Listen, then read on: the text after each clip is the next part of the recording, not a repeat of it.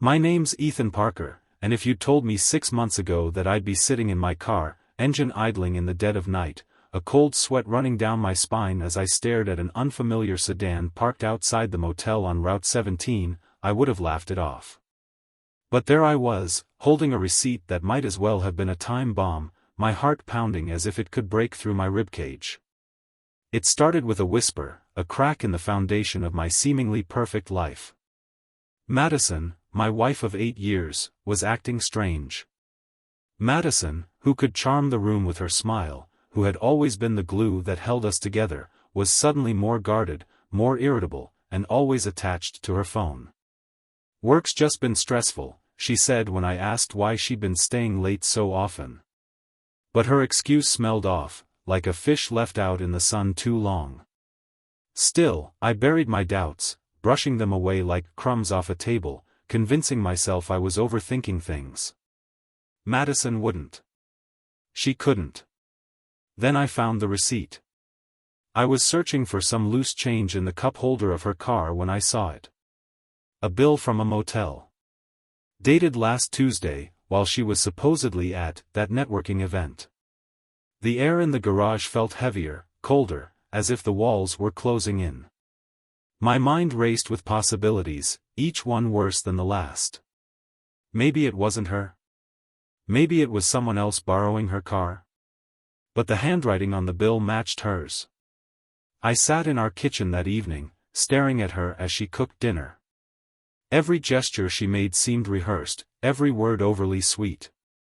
My Madison, who used to be an open book, now had chapters written in invisible ink. "Ethan, are you okay?" she asked, her voice lilting in that sing-song tone that used to make my heart skip a beat. Now it made me sick. "Yeah," I muttered, forcing a smile that probably looked like it had been stapled onto my face. That night, when she fell asleep, I made up my mind. I needed to know. So I did something I never thought I'd do, I tracked her phone. It was shockingly easy. A few clicks and swipes, and suddenly I had a map showing every location she'd been to in the last week. And that's how I found myself outside the motel on Route 17, watching shadows flicker in a room on the second floor. It was 11:34 p.m. My hands gripped the steering wheel so tightly that my knuckles turned white. I debated whether to barge in, storm up the stairs, and demand answers, but fear anchored me in place. Instead, I waited. Waited for what felt like hours until, finally, the door opened, and out stepped Madison, hair tousled, her lips curved in a sly smile that shattered me into 1,000 pieces. She wasn't alone. A man followed her out, tall and broad-shouldered, with a cocky swagger that made my stomach churn. I didn't need a face to know who he was, his body language told me everything. This was the affair partner, the man my wife had been sneaking around with. I turned off the engine and gripped the door handle, ready to confront them. But then, a thought struck me: why let them see me broken? Why give her the satisfaction of knowing she'd torn me apart? Instead, I waited. Watched them laugh as they parted ways, Madison driving off into the night as if nothing had happened. I followed at a distance, my heart a storm of anger, betrayal, and humiliation. That night, lying in bed next to her, I stared at the ceiling, wide awake while she slept soundly. My mind raced with questions. How long had this been going on? Why? And what the hell was I supposed to do now? One thing was certain: I couldn't let this slide. Not this betrayal, not this insult to everything we'd built together. As I lay there, listening to her soft breathing, my resolve hardened. If Madison thought she could play me for a fool, she was about to learn just how wrong she was. The next morning, I woke up with a strange sense of clarity. Madison was in the bathroom, humming some tune she probably thought sounded innocent. I stared at the empty spot next to me in bed, the sheets still warm from where she'd been. 1,000 questions swirled in my mind, but they all led to one conclusion: I couldn't ignore this anymore. I needed answers. She emerged from the bathroom, wrapped in a towel, her hair damp and skin glowing like nothing had happened the night before. She glanced at me, her expression cheerful, but there was a flicker of something. Was it guilt? Or had I just convinced myself it was there? "Morning, babe," she chirped, brushing past me to her side of the dresser. "Morning," I said flatly. My voice sounded foreign to my own ears, hollow, detached. She turned to me, narrowing her eyes. "What's with the tone? Did you sleep okay?" I let the silence hang for a moment. She cocked her head, waiting for a reply. I took a deep breath and sat up, the sheets pooling around my waist. "Madison, where were you last night?" Her face didn't change, no flinch, no hesitation. She'd practiced this. "What do you mean?" "I told you, I was working late." "Really?" I said, raising an eyebrow. "Because I'm pretty sure I saw you leaving a motel on Route 17. Her towel slipped slightly, but she caught it quickly, tightening it around herself. Her eyes darted, just for a second, but it was enough. I'd struck a nerve. "That's ridiculous," she said with a short laugh that sounded anything but amused. "You must have mistaken someone else for me." "I'm not an idiot, Madison," I snapped, my voice sharper than I intended. "I saw you. I saw him. Who the hell is he?" She froze, the confidence draining from her face like someone had pulled a plug. Then, as if flipping a switch, her expression hardened. She crossed her arms, glaring at me. "Are you spying on me now? That's what this is? You're some paranoid stalker following me around?" "You're deflecting," I said, my anger bubbling over. "Don't turn this around on me. Just tell me the truth." Madison scoffed, shaking her head as if I'd insulted her. "There's nothing to tell, Ethan. You're acting crazy." I laughed bitterly, running a hand through my hair. "Crazy? No, Madison. Crazy would be pretending I didn't see what I saw. Crazy would be ignoring the fact that my wife has been sneaking around behind my back." Her face twisted, a mix of annoyance and feigned disbelief. "God, you're so dramatic. Maybe if you weren't so insecure, we wouldn't even be having this conversation." "Insecure?" I repeated, standing up and towering over her. "You've been lying to me, Madison. Don't you dare try to pin this on me." She stared at me, her jaw clenched, and for a moment, I thought she might crack. But instead, she rolled her eyes and stormed out of the room, slamming the door behind her. She didn't come back until later that evening, and by then, I'd already started piecing things together. Her phone records told me more than she ever would: calls to a number I didn't recognize, repeated texts at odd hours. I dug deeper, my heart sinking with every discovery. There were dinners she'd claimed were work-related, weekends where she'd visited her sister, and all of it was a lie. The number belonged to a man named Eric Whitman. A quick search told me he was a divorced contractor who lived a couple of towns over. His social media was private, but a public photo showed him grinning in front of a half-finished house. My stomach churned just looking at him. By the time Madison came home, I was sitting in the living room with a drink in my hand, the document spread out on the coffee table. She hesitated when she saw me, her hand lingering on the doorknob. "What's all this?" she asked, her voice cautious. "You tell me," I said, gesturing to the papers. "Because it sure looks like evidence of you cheating on me." She stepped closer, her expression hardening again. "You went through my stuff? That's a serious invasion of privacy, Ethan. Stop pretending you're the victim here," I snapped. "Just admit it. You're having an affair, aren't you?" Her eyes darted to the papers, then back to me. For a moment, I thought she might deny it again, but instead, she folded her arms and gave me a smirk that made my blood boil.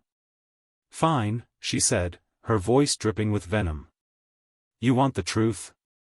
"Yes, I'm seeing someone else." "Happy now?" I felt the words hit me like a freight train, but I didn't let her see the impact. Why, Madison? Was I not enough for you? Enough? She spat, stepping closer. You're a boring, predictable little man, Ethan. You think your stupid routines and your pathetic attempts at romance make up for the fact that you're suffocating? Eric, he's exciting. He knows how to make me feel alive. The room spun, and my grip on the glass tightened. So you destroy our marriage because you're bored? Is that it? She shrugged, the smirk still plastered on her face. Maybe you should have tried harder to keep me interested. Her words cut deeper than any knife. I stood there, staring at the woman I thought I knew, and realized she wasn't just unfaithful, she was cruel. Any hope of salvaging this was gone. I didn't say another word. I just grabbed my keys and walked out, slamming the door behind me. My chest burned with rage and heartbreak, but beneath it all was something new, a resolve to make her pay for every ounce of pain she'd caused me. The drive that night was a blur. I didn't know where I was going, I just needed to get away from her. My knuckles ached from gripping the steering wheel too tightly, my mind replaying her words over and over again. Boring. Predictable. Pathetic.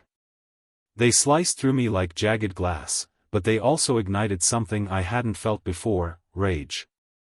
This wasn't going to end with me sulking in some corner, licking my wounds while she paraded around with her lover. No. If Madison thought she could destroy everything we'd built and walk away unscathed, she had no idea who she was dealing with. I pulled into a quiet parking lot near the edge of town and killed the engine. The dark silence of the night pressed in around me, but my mind was anything but still. I thought about Eric Whitman, the man she called exciting. I'd seen his face, knew where he lived, and had enough information to turn his world upside down. But revenge wasn't just about him. Madison deserved to feel the weight of what she'd done, too. I spent hours sitting there, crafting my plan. It had to be meticulous, calculated, and most importantly, brutal. Not in the physical sense, no, I wasn't about to lower myself to that, but emotionally. I needed her to feel the humiliation, the betrayal, the emptiness she had so callously inflicted on me. The next day, I called in sick to work. My boss barely questioned it, I never took days off, so my sudden absence probably seemed legitimate. I used the time to dig deeper into Eric's life. Social media, phone records, even property listings, anything I could find that would give me an edge. By the end of the day, I knew more about him than he probably knew about himself. Eric wasn't just some random guy Madison had stumbled upon. He was calculated, too. He'd been divorced twice, both times under accusations of infidelity, and had a knack for leaving women in worse shape than he found them. His charm was a weapon, and Madison had fallen right into his trap. But this time, he'd bitten off more than he could chew. Madison left for work that evening, and I followed her. She had no idea I'd installed a GPS tracker on her car. The little red dot on my phone screen led me straight to Eric's house. It was a modest place, tucked in a quiet neighborhood, but there was nothing innocent about it. I parked a few houses down, careful not to draw attention. Madison's car was already in the driveway, and the porch light was on. I watched from a distance, my stomach churning as she knocked on the door. Eric greeted her with that smug grin I'd seen in his photo.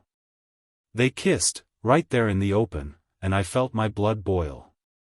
But I stayed put. This wasn't the time to confront them. Not yet. That night, when Madison came home, I was waiting for her in the living room. She didn't even bother to hide her smug satisfaction, her hair slightly disheveled, her cheeks flushed. I wanted to scream, to demand answers, but I held back. Instead, I asked the question that had been burning in my mind all day. Madison, I said, keeping my voice calm, why him? She blinked, caught off guard by the directness of my question. What are you talking about? Eric, I said, leaning forward. What does he have that I don't?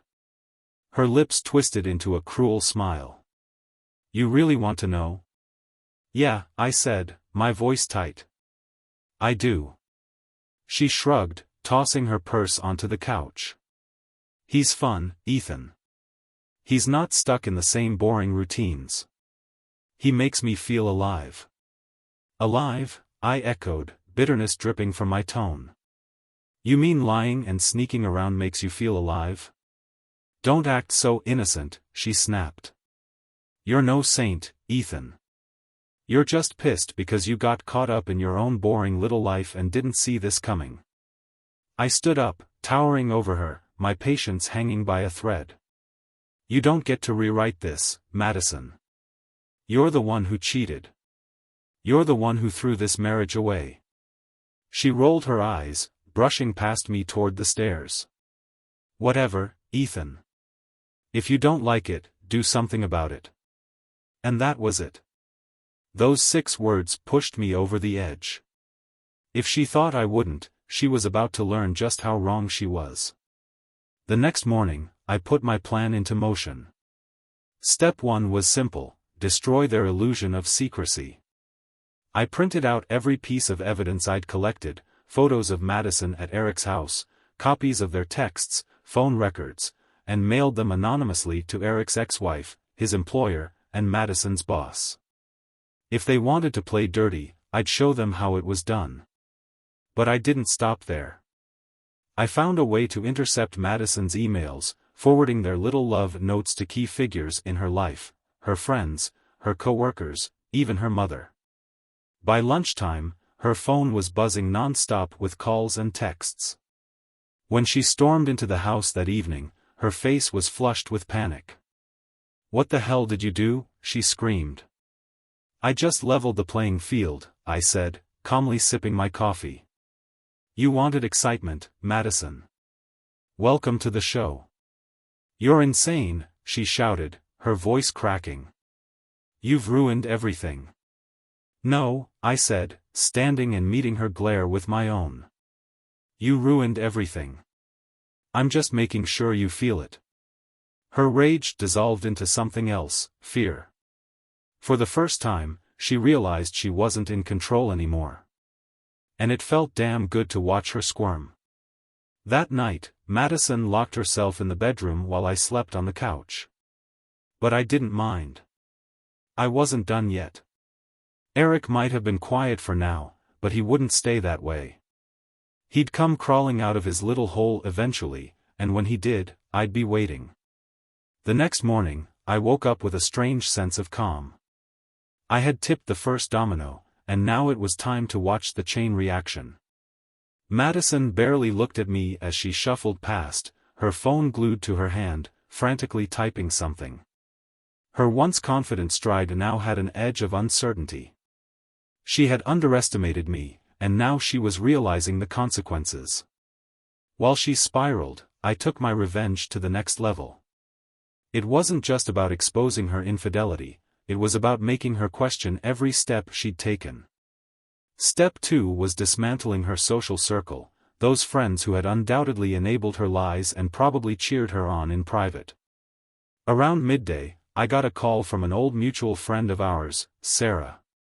She didn't mince words. Ethan, what the hell is going on? Madison's blowing up the group chat, saying you're sabotaging her life. I smirked, taking a long sip of my coffee. What did she say exactly? She claims you're spreading lies about her and this Eric guy. Sarah's voice dropped, uncertain. But is it true? I didn't hesitate. Every word of it. She's been sneaking around with him for months. I have the proof, Sarah. Do you want me to send it to you? There was a long pause. No, she finally said, her tone shifting. I believe you. Honestly, I always suspected something was off. Madison's been different for a while now. It was clear Madison had been losing more than just her integrity, she'd been losing respect, too. And now the cracks were showing. By the end of the day, word had spread through her network. Friends who had once showered her Instagram posts with heart emojis suddenly went radio silent. The walls of her carefully curated image were crumbling, and she couldn't stop it. That evening, I decided it was time to deal with Eric directly. I'd already sent his ex-wife the evidence, and from the few cryptic posts she made online, I knew she was gearing up for a public takedown of her own. But I wanted to confront him personally. I drove to his house under the cover of darkness, parking a block away to avoid being seen. It didn't take long before I spotted him through the living room window, lounging on his couch like he didn't have a care in the world. The arrogance was palpable even from a distance. With my heart pounding but my resolve solid, I walked up to his front door and knocked. The sound echoed through the quiet neighborhood. A moment later, the door opened, and there he was, tall, smug, and completely unprepared. "Can I help you?" he asked, leaning against the doorframe, clearly trying to size me up. "Yeah," I said, my voice steady. "I'm Ethan. Madison's husband." The smirk vanished from his face. For a split second, he looked panicked, but he recovered quickly, crossing his arms in a show of bravado. "Listen, man, I don't want any trouble." "Trouble?" I said, stepping closer. "You've been screwing my wife, and you think this isn't trouble?" He opened his mouth to respond, but I didn't give him the chance. "Here's the deal, Eric. You're done. I've already sent everything to your ex-wife and your employer. By tomorrow, everyone you know will understand exactly the kind of person you are." His bravado cracked. "What the hell is wrong with you?" "What's wrong with me?" I snapped. "What's wrong with you? You think you can just waltz into someone's marriage, destroy it, and walk away unscathed? Not this time, pal." He tried to argue, but I turned and walked away before he could finish. The slam of the door behind me was the only answer I needed. Eric wasn't just shaken, he was scared. And he should have been. Back home, Madison was waiting for me in the living room. Her arms were crossed, and her face was a mix of anger and desperation. "Where the hell were you?" "Out," I said flatly, walking past her. "Out doing what?" "More of your psychotic little revenge scheme," she spat, following me into the kitchen. "Do you have any idea how much you've ruined my life in the last 2 days?" I spun around to face her, my composure finally snapping. "I've ruined your life? You're the one who lied. You're the one who cheated. Don't stand there and play the victim, Madison." Her eyes blazed with fury. "You're acting like some kind of vigilante, Ethan. Do you think this makes you better than me?" "No," I said, my voice cold. "It makes me smarter. I'm not just sitting here and letting you get away with this." For the first time, her defiance faltered. "You're trying to destroy me." "No, Madison," I said, leaning in. "You destroyed yourself. I'm just making sure everyone sees it." That night, Madison packed a bag. She didn't say where she was going, but I didn't ask. I watched her leave without a word, the sound of her car disappearing down the street. It should have felt like a victory, but instead, there was an ache deep in my chest, a hollow, gnawing emptiness where love used to live. I sat alone in the quiet house, staring at the mess we'd made of our lives. I thought about everything I'd done over the past few days, the evidence, the calls, the confrontations. It had felt righteous in the moment, but now, it just felt heavy. I hadn't just lost Madison. I'd lost the version of myself that once believed in us. And while she deserved everything that had happened, I couldn't shake the feeling that I'd become someone I didn't recognize. But it wasn't over yet. There was still one final piece to play in this game, one last move to ensure Madison and Eric would never forget what they'd done. The house was eerily quiet after Madison left. The stillness was suffocating, broken only by the faint hum of the refrigerator and the ticking of the clock on the wall. I sat in the kitchen, staring at the remnants of a life that felt like someone else's. My phone buzzed on the table, pulling me out of my trance. I picked it up, expecting another angry message from Madison, but the number was unfamiliar. Curiosity got the better of me, and I answered. "Hello? Ethan?" The voice was female, cautious but determined. "This is Lisa Whitman, Eric's ex-wife." I froze. The pieces of the puzzle I thought I'd completed suddenly shifted, revealing a new picture. "How did you get my number?" I asked, wary. She let out a dry laugh. "Let's just say Eric isn't as careful as he thinks. I got your number from one of the emails you forwarded to me. I need to talk to you about Eric." Lisa suggested we meet at a small coffee shop on the outskirts of town, somewhere neutral. I arrived first, scanning the quiet space nervously. A few minutes later, a petite woman with sharp eyes and a tightly coiled bun walked in. She spotted me immediately and headed over. "Ethan," she said, extending a hand. Her grip was firm, her expression unreadable. "Thanks for meeting me. What's this about?" I asked, skipping the pleasantries. "You said it was urgent." She slid into the seat across from me, folding her hands on the table. "It's about Eric. You need to be careful." I frowned. "Careful? I'm not afraid of him." "You should be," she said, leaning forward. "Eric isn't just a cheater. He's dangerous. The reason I divorced him wasn't just the infidelity, it was the manipulation, the control, and the threats." I stared at her, my pulse quickening. "Threats? What kind of threats?" She glanced around, lowering her voice. "Eric doesn't handle rejection well. When I left him, he stalked me for months. Showed up at my work, sent me messages, even broke into my house once to talk. I filed a restraining order, but it didn't stop him. He doesn't like losing." The weight of her words settled on me like a lead blanket.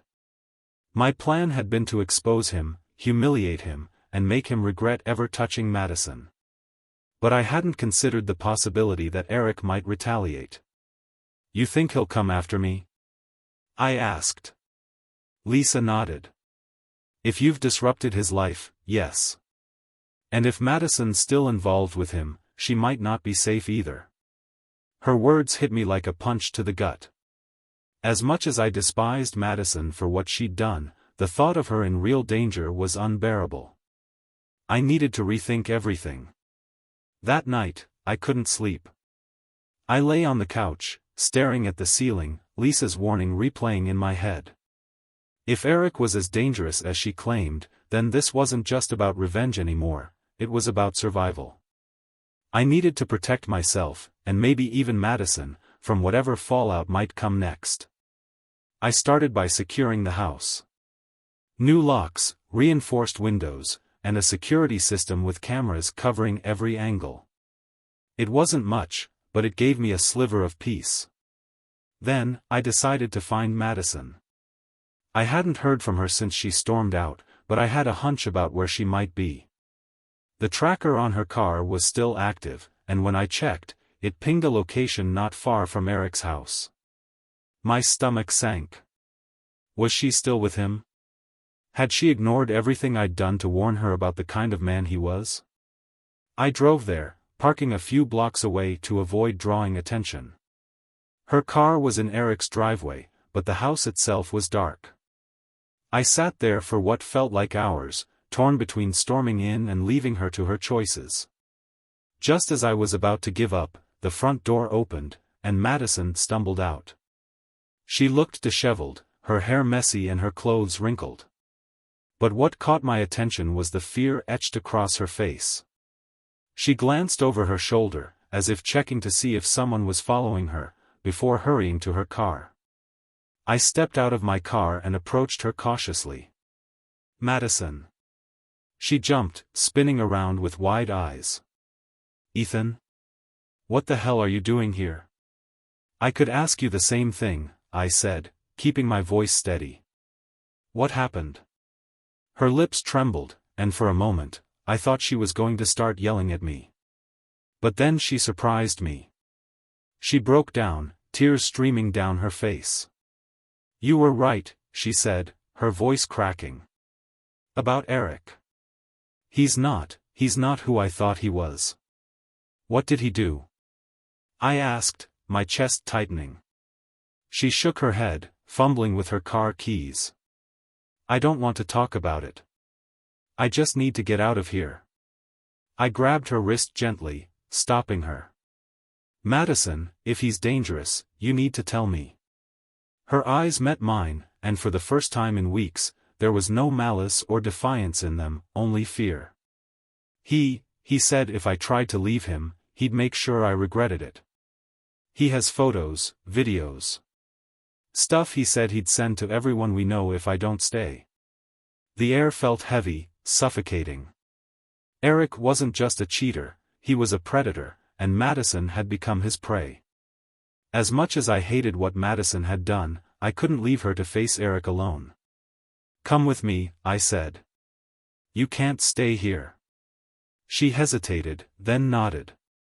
Together, we drove back to the house, the tension between us thick but unspoken. For the first time in weeks, we were on the same side. When we got home, I told her everything Lisa had shared with me about Eric. Madison listened quietly, her face pale.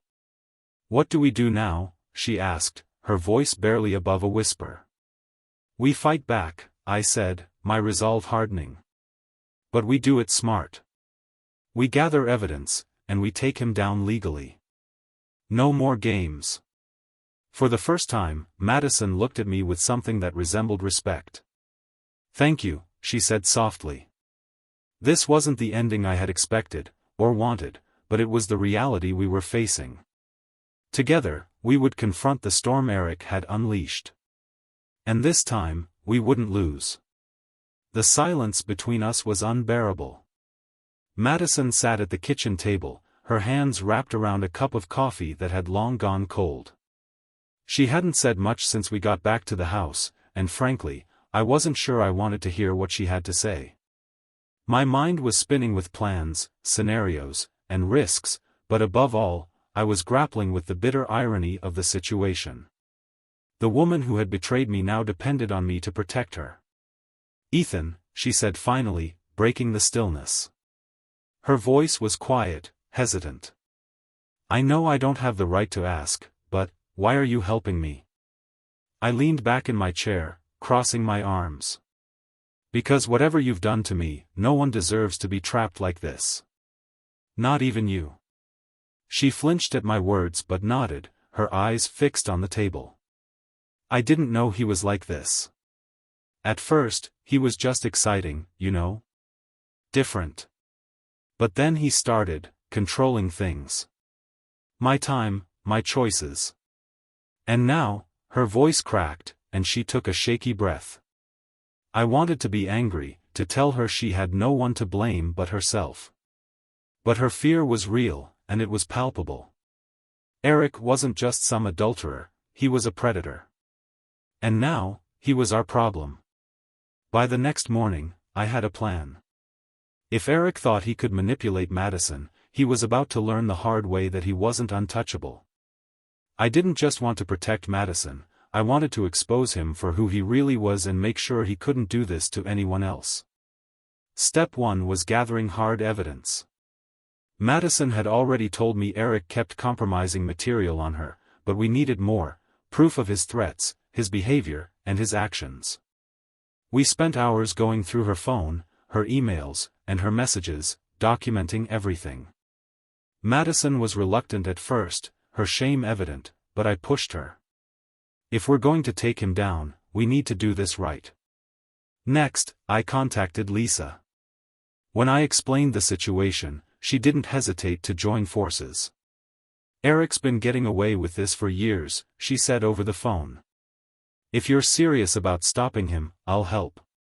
Together, we compiled a dossier that painted a damning picture of Eric's history, his manipulation, his threats, and his pattern of behavior with women. It was more than enough to convince the authorities, but we weren't stopping there. It didn't take long for Eric to notice the shift. Madison had blocked his number, but the messages still came, relentless and vicious. He left voicemails, too, thinly veiled threats disguised as pleas. One night, as I sat in the living room reviewing the evidence, Madison's phone buzzed. She looked at me, fear in her eyes. "It's him." "Answer it," I said, keeping my voice steady. "Put it on speaker." Her hands trembled as she picked up the phone. "Hello?" "Madison," Eric's voice oozed through the speaker, calm but menacing. "I've been patient, but you're testing me. If you think you can just walk away, you're wrong. You owe me." She glanced at me, her face pale.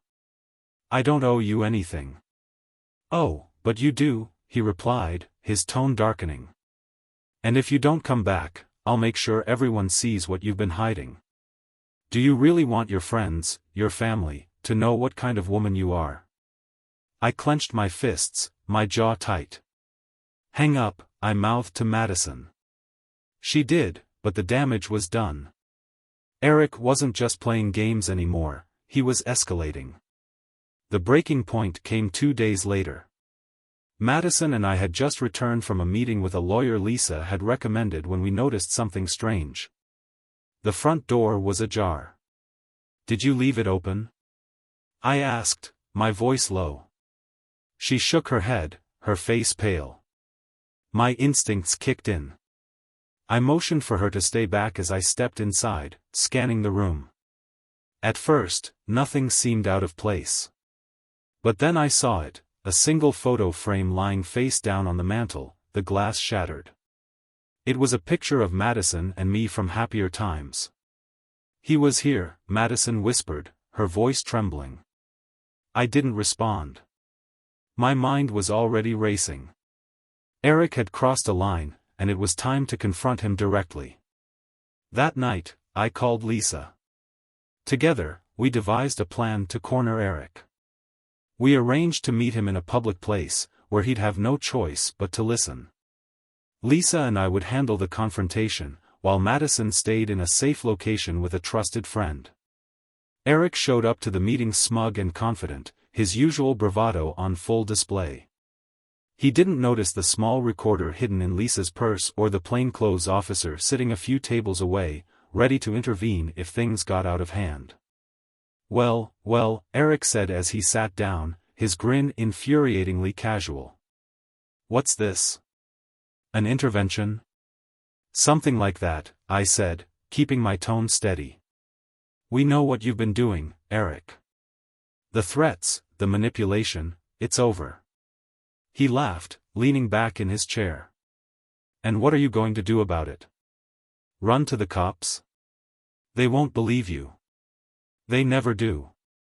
Lisa spoke up, her voice sharp. "This time, they will. We've got everything, messages, recordings, witnesses. You're done." For the first time, Eric's smirk faltered. He leaned forward, his eyes narrowing. "You think you're smarter than me?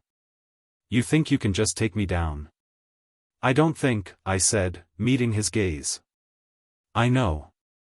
The police moved in minutes later, taking Eric into custody as he sputtered protests. His arrogance crumbled in real time, replaced by the stark reality of his situation. As they hauled him away, I felt a strange mix of relief and exhaustion. It was over. Madison and I returned home that night, the weight of the past few weeks finally beginning to lift. There was no fairy tale ending waiting for us, our marriage was still broken, and the wounds ran deep. But for the first time in weeks, I felt a glimmer of hope. Not for us, but for myself. Eric was finished. Madison was free.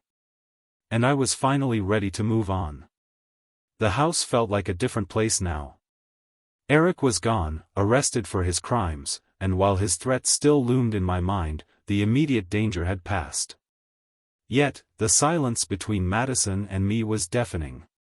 We both knew the storm had cleared, but the wreckage of what we once had was scattered everywhere, and neither of us knew how to start rebuilding, if we even wanted to. That morning, Madison sat across from me at the kitchen table, her hands wrapped around a mug of coffee. The bags under her eyes betrayed how little sleep she'd gotten, though I imagined I looked just as worn out. For the first time in weeks, there was no venom in her expression, no sharp words on her tongue. "Thank you," she said quietly, breaking the silence. Her voice was small, almost fragile, and I had to fight the urge to scoff. After everything, she thought a simple "thank you" could fix this? For what? I asked, keeping my tone neutral. I wasn't ready to let her off the hook that easily. "For everything," she said, her gaze dropping to the table. "For helping me when I didn't deserve it. For standing by me even after I betrayed you." The word hung in the air like a noose, tightening around us both. I didn't respond immediately, letting her sit with the weight of it. Part of me wanted to lash out, to tell her how much pain she'd caused, but another part of me, the part that still remembered the woman I fell in love with, held back. "I didn't do it for you," I said finally, my voice steady. "I did it because no one deserves to go through what Eric put you through. Not even you." She winced, nodding slowly. "I get that. And I don't expect you to forgive me. I don't know how to make this right." I leaned back in my chair, crossing my arms. "Maybe you can't. Maybe some things aren't meant to be fixed." Her eyes glistened with tears, but she didn't let them fall. Instead, she nodded again, accepting the truth of my words. "I understand." Just as I thought we'd reached a tentative truce, my phone buzzed. I glanced at the screen, expecting another spam call or message from a concerned friend, but the name that popped up made my blood run cold: Eric. I answered immediately, putting the call on speaker. "What the hell do you want?" I demanded, my voice sharp. There was a long pause on the other end before his voice came through, calm and calculated. "Don't think this is over, Ethan." My grip on the phone tightened. "You're in jail, Eric." "It's over." "Is it?" he replied, a hint of amusement in his tone. "You think I don't have people on the outside? People who can make your life a living hell?" Madison's eyes widened, and I felt a chill run down my spine. "What are you talking about?" I asked, forcing my voice to remain calm. "Let's just say you've made some powerful enemies," Eric said. "Enjoy your little victory while it lasts."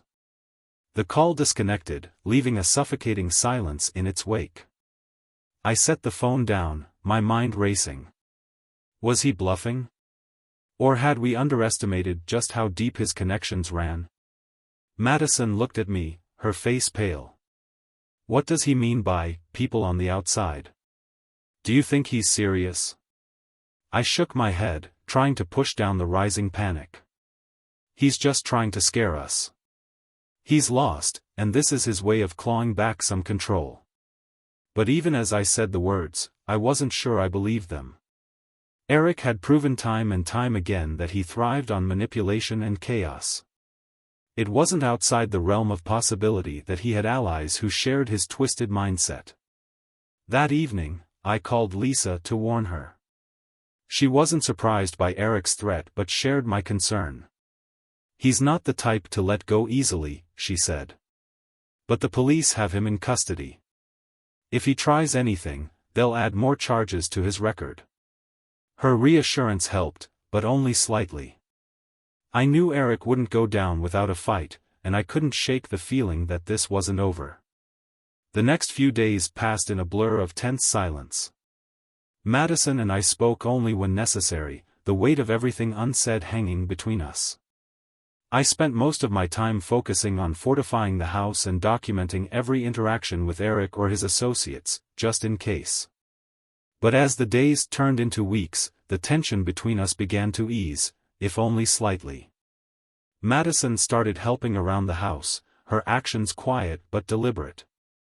She wasn't trying to win me back, she knew better than to expect that.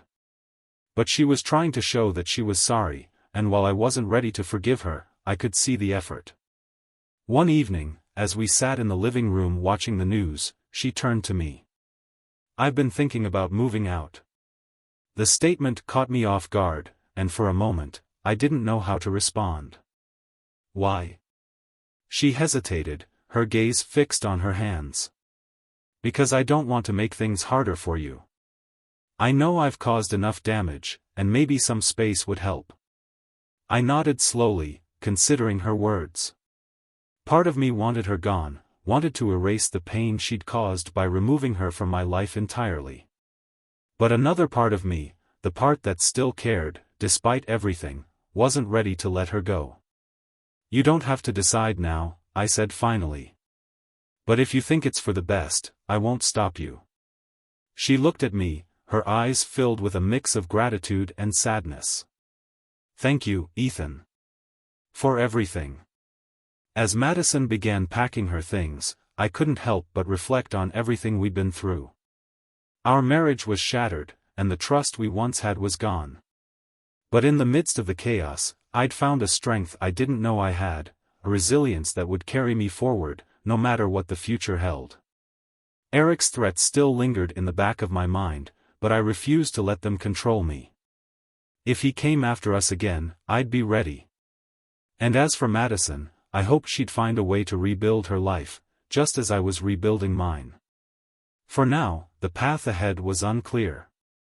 But one thing was certain, I was no longer the man who had once ignored the cracks in my marriage, hoping they'd fix themselves.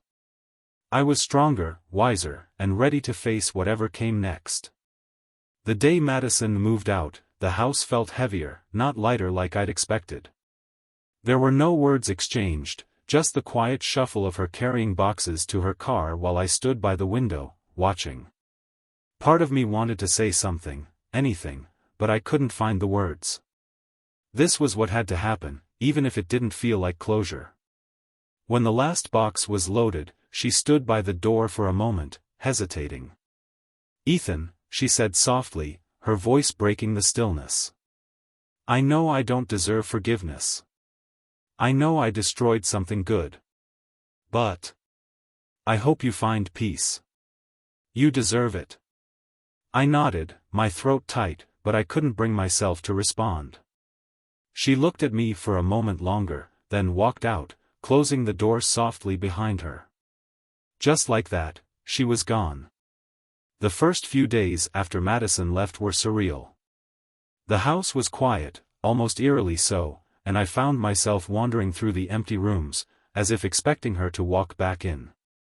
But the emptiness wasn't just physical, it was emotional. Despite everything, there was a part of me that missed her, or at least the version of her I thought I knew. I threw myself into work, into projects around the house, into anything that would keep my mind occupied. But the silence always found me in the end, pressing down like a weight I couldn't escape. Eric's threats lingered in the back of my mind, a shadow I couldn't shake. But as weeks turned into months, it became clear that his bark was worse than his bite. The charges against him were solid, and with Lisa and Madison both testifying, his chances of avoiding jail were slim. The justice system was finally catching up to him, and for the first time in what felt like forever, I started to breathe easier. One evening, as I sat on the back porch nursing a beer, I realized I didn't feel angry anymore. The rage, the betrayal, the humiliation, it was all still there, but it didn't define me. I wasn't just a man who'd been cheated on. I was someone who had survived, someone who had found strength in the chaos. I started reconnecting with old friends, people I'd pushed away during my marriage. Slowly, I began to rediscover who I was outside of the life I'd built with Madison. There were still moments of sadness, of course, but they were fleeting. I was moving forward, one step at a time. One Saturday, a few months after Madison had moved out, I ran into Lisa at a coffee shop. She was sitting at a corner table, flipping through a book, and when she saw me, her face lit up. "Ethan," she said, smiling. "It's good to see you." "You too," I said, genuinely glad to see her. "How are things?" She gestured for me to sit, and I joined her. We talked for hours, catching up on everything that had happened since Eric's arrest. She told me about her plans to move to a new city, to start fresh, and I shared how I was slowly piecing my life back together. "You seem lighter," she said after a while, studying me. "Happier." "I think I am," I admitted. "It's been a long road, but I'm finally starting to feel like myself again." Lisa smiled, her eyes warm. "You deserve that, Ethan. You really do." Over time, Lisa and I stayed in touch. What started as occasional check-ins turned into regular conversations, then dinners, and eventually something more. She was cautious, and so was I, but there was something undeniably comforting about being with someone who understood what I'd been through. Our relationship grew slowly, naturally, without the pressure or expectations that had defined my marriage. Lisa wasn't perfect, and neither was I, but we were honest with each other, and that honesty became the foundation of something real. Looking back on everything, I realized I'd learned more about myself in those months of pain and chaos than I had in years of complacency. Madison's betrayal had shattered me, but it had also forced me to confront truths I'd been avoiding for far too long. I wasn't just mourning the loss of my marriage, I was mourning the version of myself that had allowed it to happen. In the end, I didn't hate Madison. I didn't even hate Eric. They were just people, flawed and broken in their own ways, and their actions had consequences they couldn't outrun. I'd made my peace with that, and with myself. If there's one thing I've learned, it's that betrayal doesn't have to define you. It hurts, it cuts deeper than you think you can endure, but it also forces you to grow. It teaches you who you are, what you value, and what you're capable of overcoming. To anyone going through something similar, my advice is this: don't let the betrayal consume you. Feel the pain, confront it, but don't let it control your life. You're stronger than you realize, and on the other side of the hurt, there's a version of you who's wiser, braver, and more resilient than you ever thought possible. As for me, I'm still healing, still learning. But for the first time in a long time, I'm hopeful. The past doesn't define me anymore, it's just a part of my story. And the best part? The future is still mine to write.